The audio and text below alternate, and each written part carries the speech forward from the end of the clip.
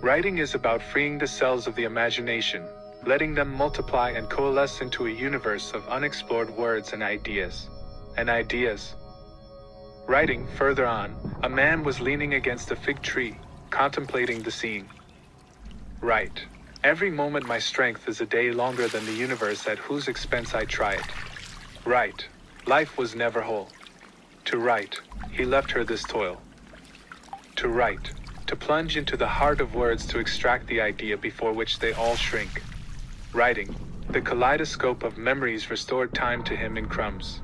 Writing, but he hadn't chosen the destiny that always makes us in spite of ourselves. He had never given up on understanding why and how.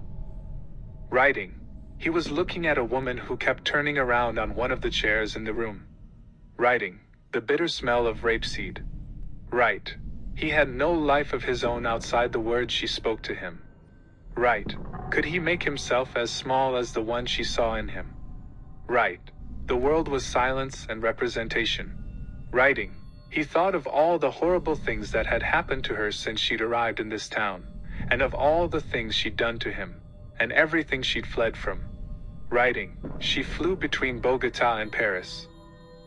Writing, some crows were pecking at something. Writing, his hands fell like rags on his face. Writing, as if speaking to himself, the man said, one renounces one's friendships more easily than one's interest. Write, she wouldn't have had enough courage to bear the look that was due to her torture. Write, he thought he heard the dry rattle of a machine gun burst. Write, the heat was violent. Write, this was how she saw actions. Write, why persevere in error? There's no need to choose between fact and fiction. Choice was really his own. He couldn't share it with anyone else. Write, she had kept her love.